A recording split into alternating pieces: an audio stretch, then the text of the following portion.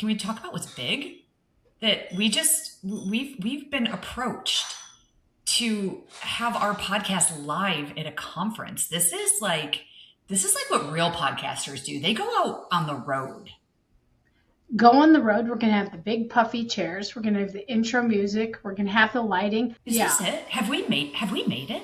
Oh, we made it before. We're like big time making it with, I don't know, we might have to open up the Hollow Bunny. Our merch store? Yeah. Jeez, maybe that could pay for our producer, Ted. Nah, we'll use that money on shoes. The Hollow Bunny.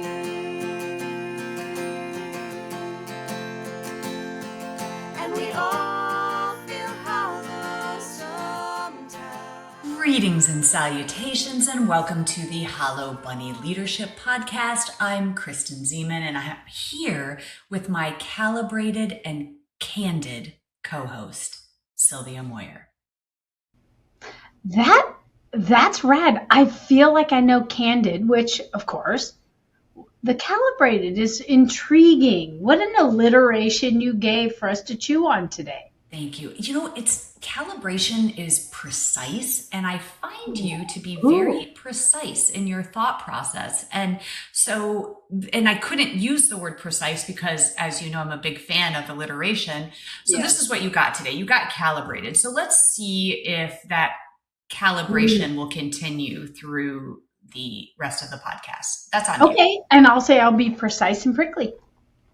Perfect. Okay. The Hollow Bunny, as y'all know, is our metaphor for those leaders who look the part but lack the core, the empty suits of the world. And we are here to talk about real leadership, the kind that is built on courage, on competence, and on character.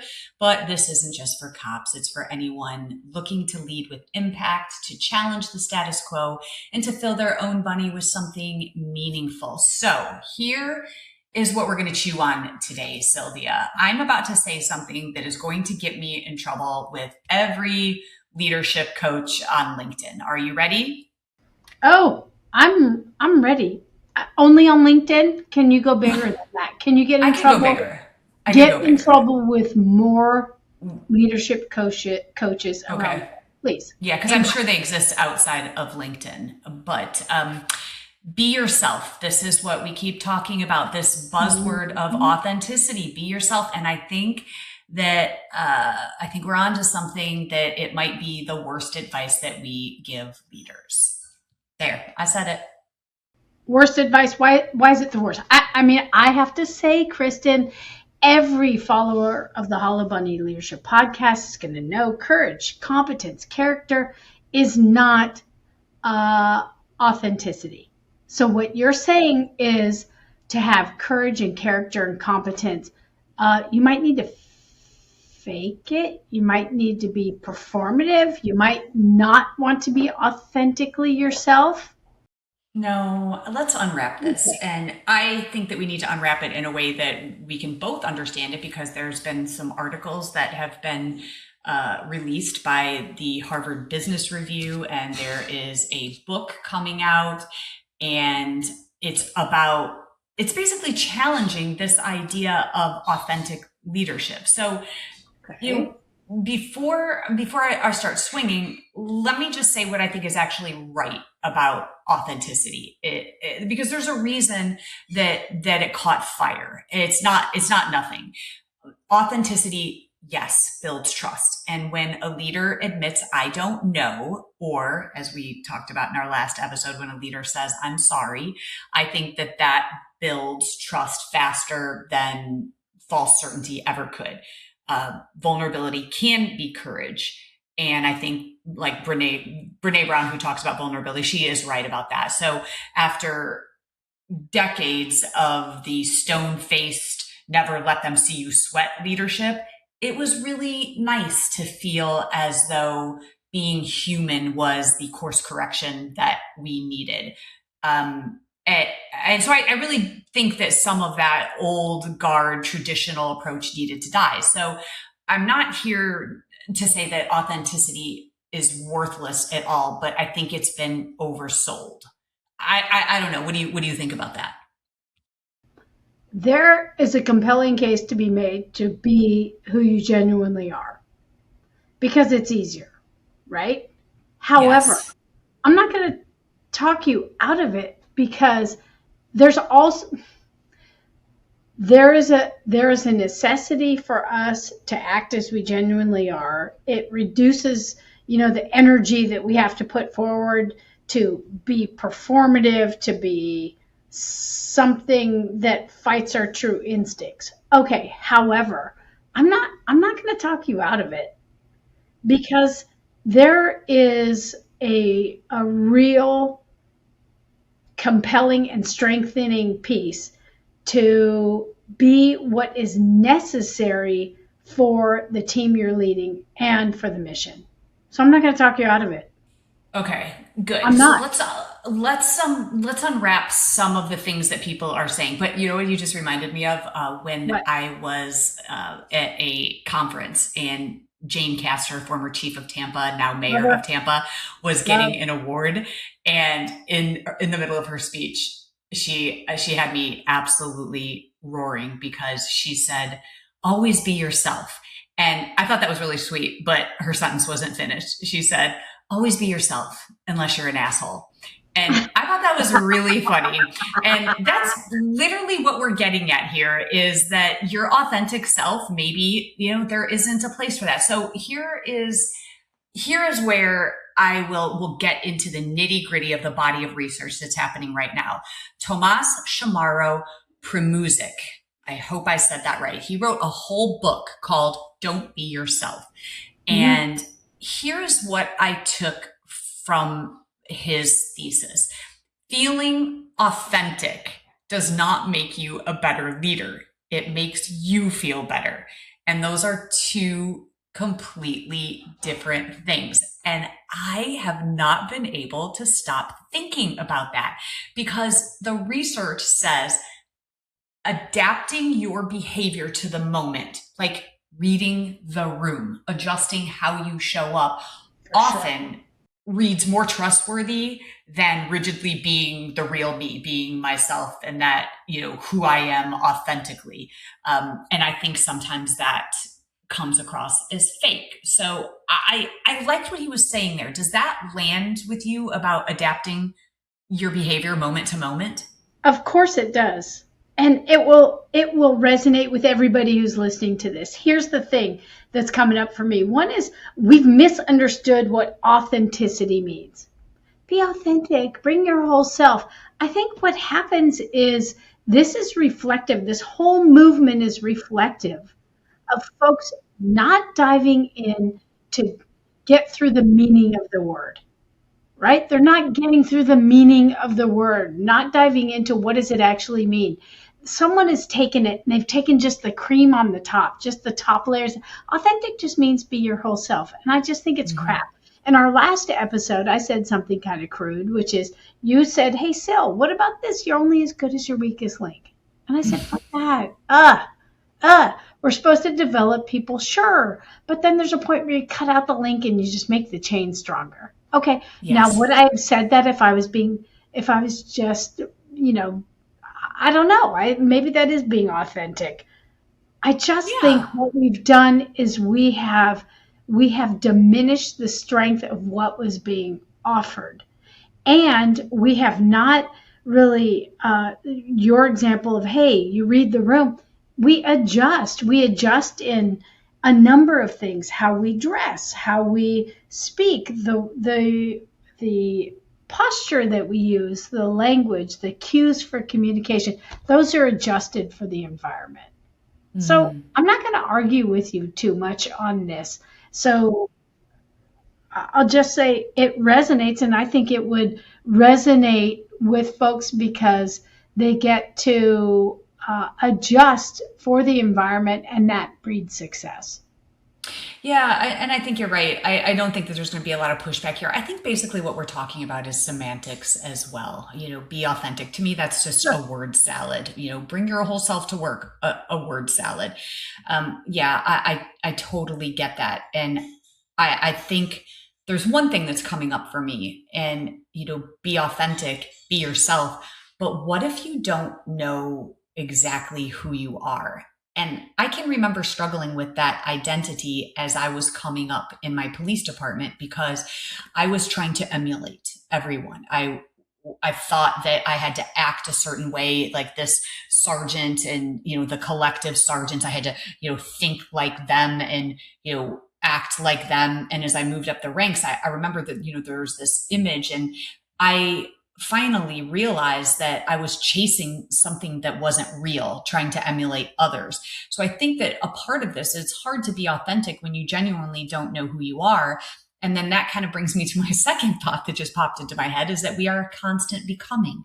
We are always evolving into something new and different based on who influences us, based on what we have learned, what we have read, how we've expanded our comfort zone and moved out of it. And so we are continually becoming a new version of ourselves. And so you could argue that you continually shed that authentic skin into becoming something different, and that's okay. Right. And maybe what we're saying is that it is okay to adapt to what the mission requires and what it needs.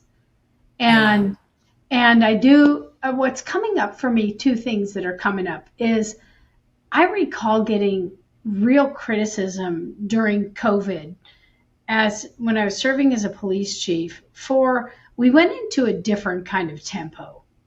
And you recall this tempo. And as a police chief, I was working 7 a.m. to 5 p.m. just on COVID and really working through kind of this rapidly changing environment where other department heads were all remote, but the first responders, we were in the office. So we were dealing with magnitude of issues and actual life and death things and discerning how would we handle calls for service? Who would go out? What do we change in terms of operations? And then how do we deal with remaining connected in this new environment where we had remote people? And I remember this time where a department head, I was asked to do daily briefings twice a day.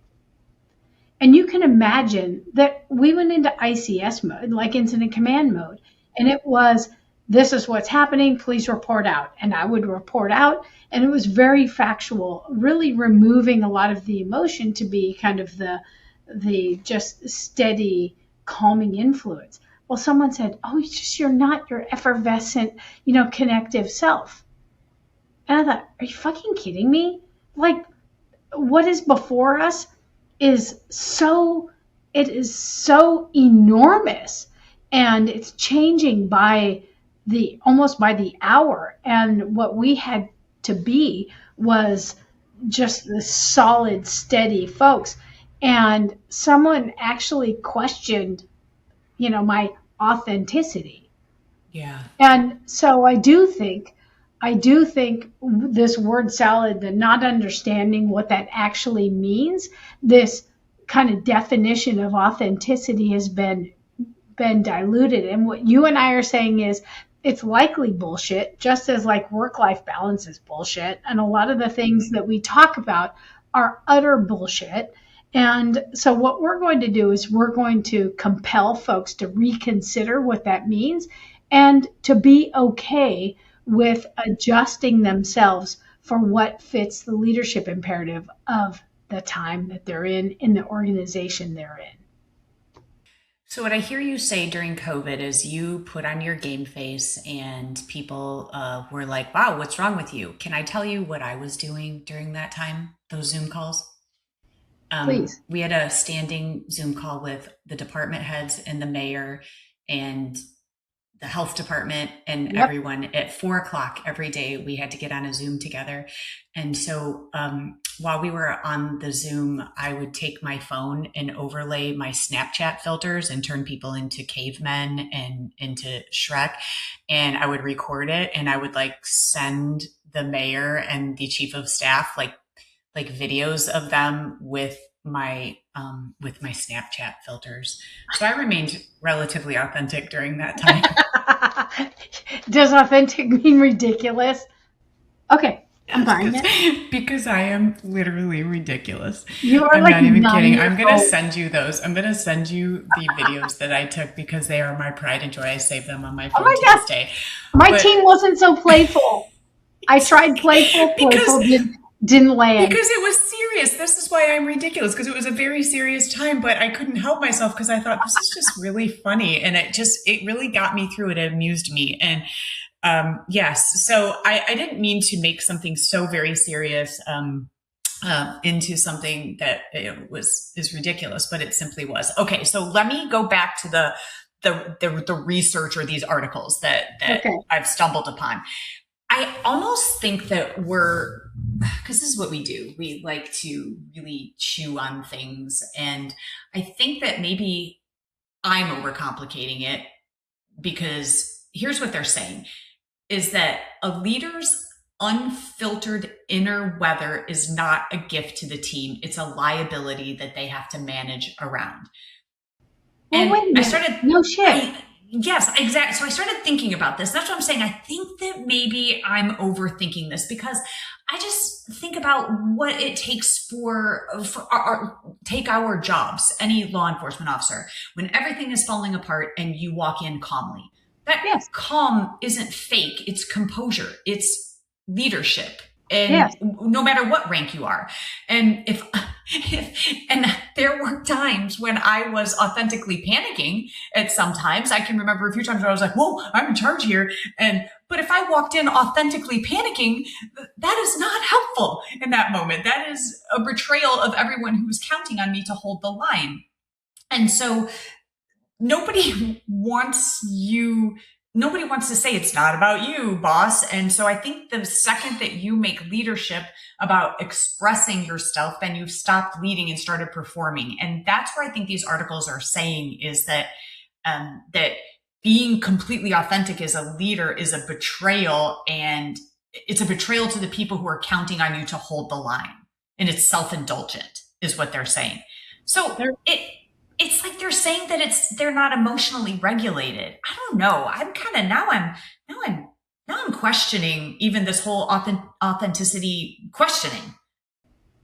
Well, right, because being authentic is linked to self-esteem and confidence. Yeah. Demonstrate you're a leader. And if you're authentic and you can say, you know what, I was probably wrong there. Or in this moment, I may not know all of what is here. What other data might I consider? And okay, it's all linked to self-esteem, but I just think we do not have permission to be completely authentic. Just as a parent, you don't get the liberty of saying, if something's wrong with your kid, you don't get to say, I'm completely freaking out here because this thing happened. And exactly. I want to be perceived as talented and be emotionally regulated, but then also say, yeah, I'm kind of freaking out a little bit, but it's okay. We've got this. Only a foolish optimist would ignore the difficulty of what is before us, but we're going to be okay. We got this. So okay, yes, I think I like your example. I mean, as a parent, I get that, but also I think it's important to say, hey, I'm really scared about this, but we're going to figure it out. So I don't love that example, but a great example would be, we fly a lot. Could you imagine the pilot and was like, holy fucking shit, you guys, like this turbulence is freaking me out. I would be like, wait, what? Okay. No, don't be authentic. So I think it's maybe just as simple as that. Is it just about emotional control? Like maybe, I don't know. I think I've taken these articles and I think I have overcomplicated them. Maybe, because I have two things on that. One is one of those with the Harvard Business Review was talking about impression management rather than perceived authenticity is really related to leadership emergence, effectiveness, how our teams kind of feel in our presence. Okay. Then again, I have an airplane side note. You're totally right. And I can tell you, you're going to be so proud of me right now. Mm-hmm. Right now. You ready for it? I'm going to be totally authentic. I boarded in the last boarding group on one of my recent flights. God. Are you okay? Somebody booked my flight, and I said, was there some sort of mistake? Whose head is going to roll? Speaking of divas, whose head will roll for this? I said, oh, are you fucking kidding me right now? I'm in the last boarding group. What kind of monster would book this ticket for me? I'm going to tell Kristen. I'm telling Kristen right now. She will be on my side in this. I am authentically mortified for you right now. I'm like, who does that? What kind of people are last on? I've already got my warm nuts and my nice little drink before flight in a glass. What is happening right now? And you know what's so funny? It was a lovely flight. I had plenty of overhead bin space, and it was great. And nobody died. So no one died. You're okay. Just stepped off of, my. What, Sil? What you've just been so vulnerable and so authentic about this hardship that you had to overcome, and I just really think that you're connecting so well with our listeners, because I mean, this is the human condition, and God bless you for your vulnerability. So do you embrace my willingness? I do. I love you for it. Okay, this is why I wanted to talk about this topic, because I'll tell you, stupid. It was so now I'm realizing that it was stupid, but here's what I was thinking. But people ask us about this all the time. Go. Wait, no, this is what I was thinking, is we spend this whole show picturing the hollow bunny as an empty suit, the shiny hollow bunny, the polished phony, but maybe that's not a real empty suit at all. So maybe the real hollow bunny is the leader who says, like, this is just, okay, this could be authenticity. Hold on. There's what popped into my head. You know, those people that are brutally honest and rude and assholes, they say, that's just who I am. And they never use that to grow. They never apologize. They never change. And they say, I'm just blunt. I'm just being real. That is what I think the authors are talking about, and this is what Jane Castor was talking about. Be yourself unless you're an asshole. Okay. So you've just landed on the theme of this, that authenticity and being yourself gives you self-esteem. It gives you some vulnerability, which might connect you with people, but you don't get permission to be an asshole. It's the same guy that says, I'm going to be the devil's advocate. That's just like putting on a coat of like this is really a noble thing. But no, you're an asshole.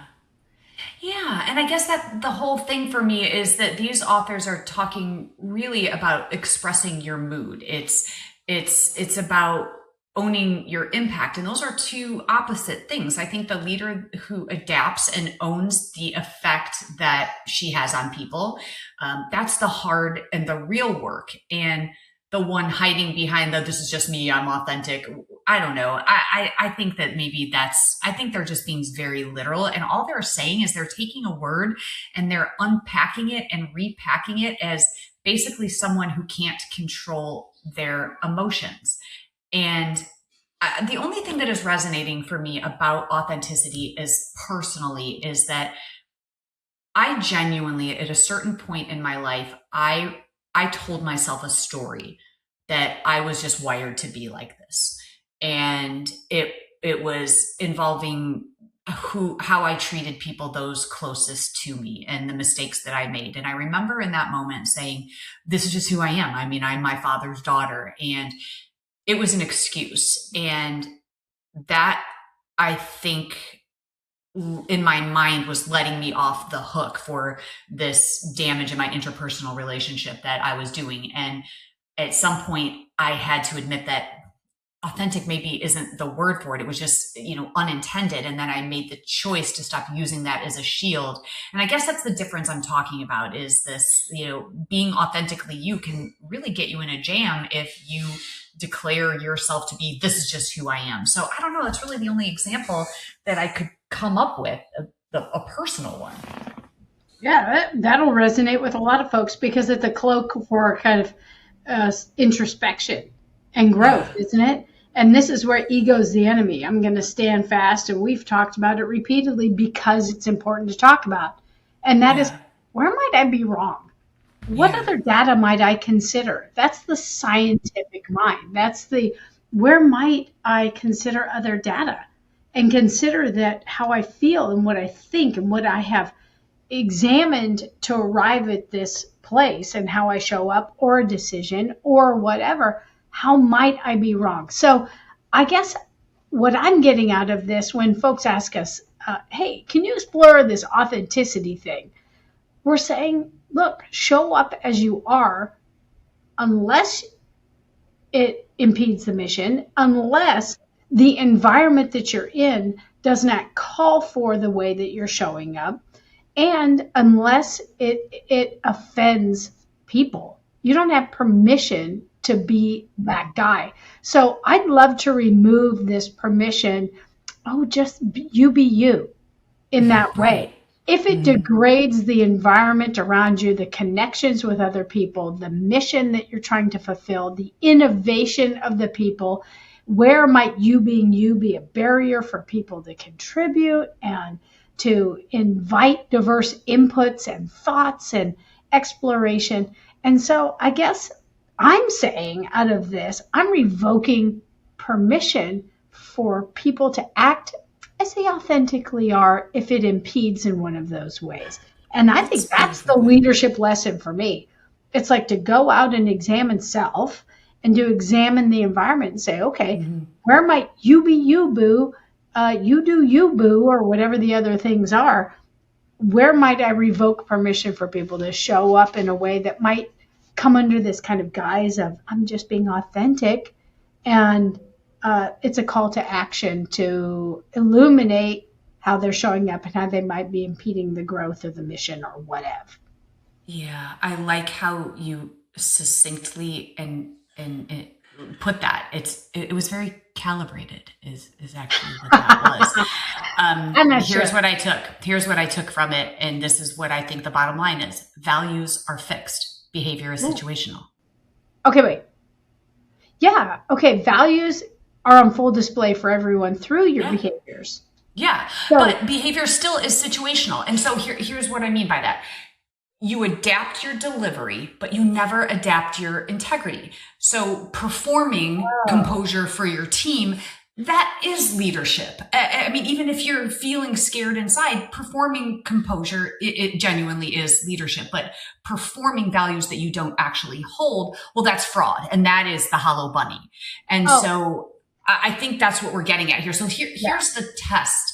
The test that I would leave everyone with. It's the same one from our crisis work. When you adjust how you're showing up, you have to ask yourself one question. Am I managing how I land in service of the people I lead or protecting myself? So those are the same instincts, but opposite ethics. And so the question is the whole ball game. So stop asking, is this authentic? And start asking, is this what this situation requires of me right now? And are my values still intact while I do it? We're saying the same thing. Yeah. We are. Yeah. I just always like the way you say it better.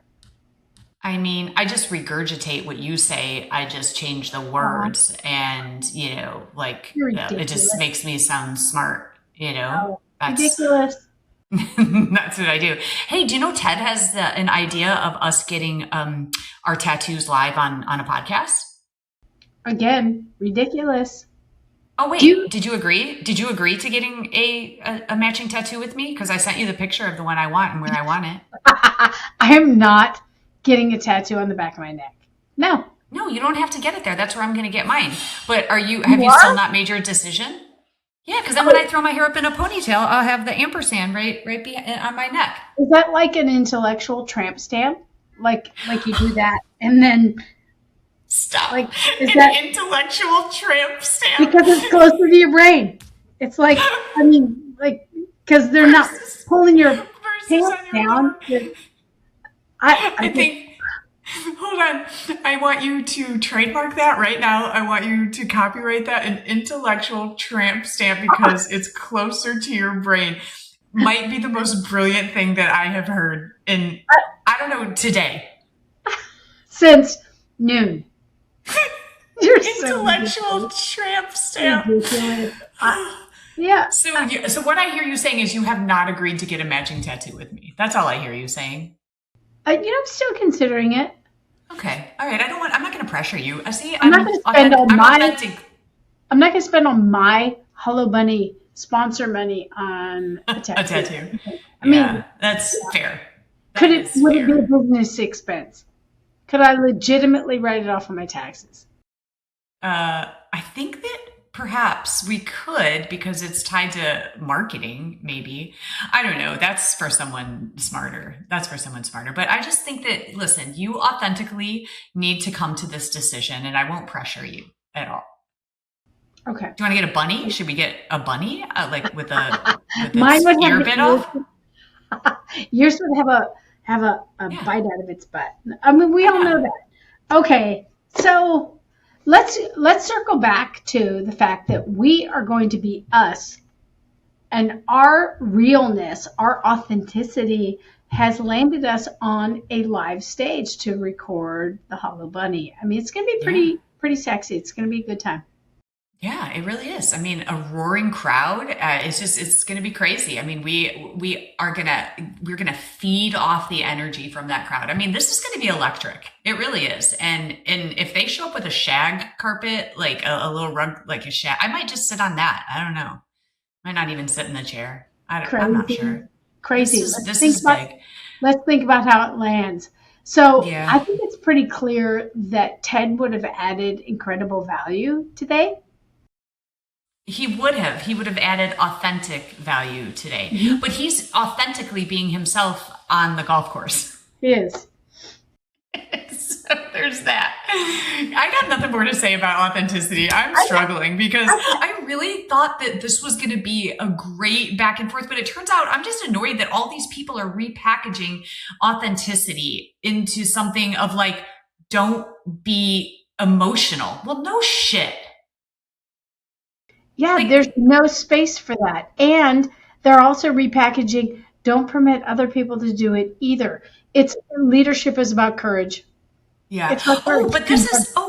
But Sylvia, this is bringing me something. This is not political. So I don't want our listeners to get turned off. This is not political, but did you just see the Trump interview with the reporter where he got really mad and walked out because she asked him questions?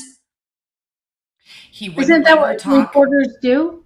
No, yes, but he wouldn't let her talk, and she was asking challenging questions about the election, and he got so mad, and he showed absolutely no emotional control. Again, I don't care what your politics are. This is just factual stuff. Just watch it, and that's him being authentic. Don't you? So No, you could not argue being- that's you don't think he's being authentic. You don't think that's who he really is. Oh, I think it's who he really is. That's not leadership at all. No, because he's not exercising any emotional control. Right. And I actually watched the New York Times interview. A reporter was interviewing Scott Pelley of 60 Minutes, who was just fired. And Yeah. I watched that entire interview and I was gobsmacked. I was shocked. I was gobsmacked. And that is what I thought maybe might be a good conversation about authenticity. That the new executive producer of 60 Minutes came in, had no experience in news, in TV journalism at all.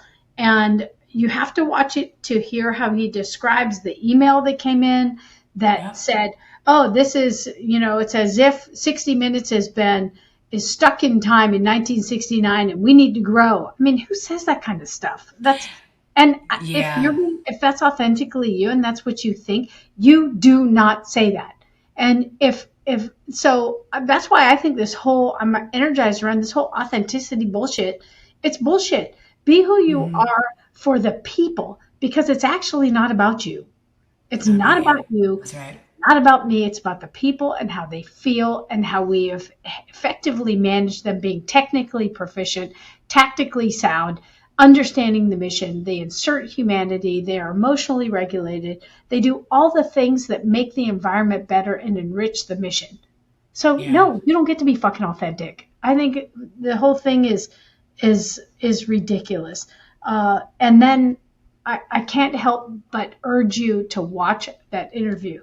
It will compel any leader to really examine the way that we show up in our written communication, in our messaging, in the optics. Optics are not image, but it will really compel people as much as, not as much as, almost as much as this podcast does for people every 2 weeks when it drops. That's right. That's the work. I guess that's the work. But this is interesting. So you're basically, I think what I hear you saying is, no, fuck authenticity. Don't, if that's who you are, then don't be that person. So that's interesting because that's literally what the articles are saying. So we are landing in the same place. It's not that we disagree. So we don't disagree with some of with the newest work that's out there about being authentic. Being authentic is just BS. So that's what I'm hearing. And we could have said that in about 30 seconds, but our listeners would not have enjoyed it as much. No, we have to sometimes the obvious is right in front of us and we just need to, go through it to get to the other side. But all right. Well, hey guys, that's the work that we have to do. Just figure it out as we go along. Thanks for being here today. If you love what we're doing, please subscribe, please like, please review, please spread the word. Follow us on Instagram, on Facebook, on YouTube, and I don't know, maybe you can see us live in California. Yeah, I said it, little teaser. This podcast is produced by the incomparable Ted Madden, and the music you're about to hear was written and performed exclusively for the Hollow Bunny podcast by my handsome and talented son, Jake Ziman, and his equally accomplished friends, Fabian Guerrero and Zoe Replinger. If you don't like this podcast, move along. There's nothing more to see here. And remember, please keep filling your own bunny and keep adding substance to others. Bye, everyone. Goodbye, everyone.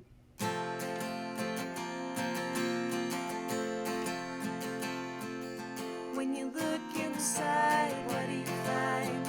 Are you content to fall behind? When you lose your way and you've lost your why? Have courage and get ready to fight the hollow bunny.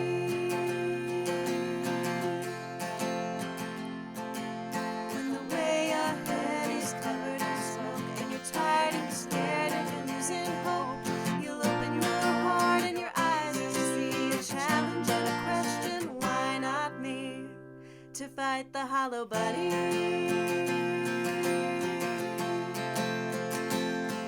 And we all feel hollow sometimes, but the monsters are only in your mind. It's a tough pill to swallow, but if you're brave and kind, you'll be alright. If you fight the hollow bunny.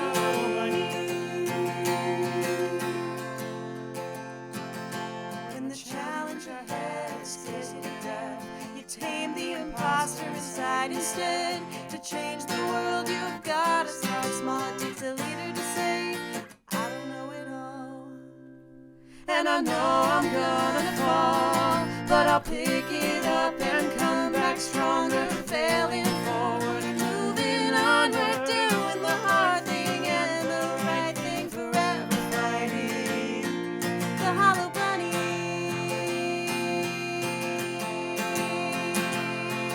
And we all feel hollow sometimes, but the monsters are only in your mind. It's a tough pill to swallow, but if you're brave and kind, you'll be alright. If you fight the hollow bunny.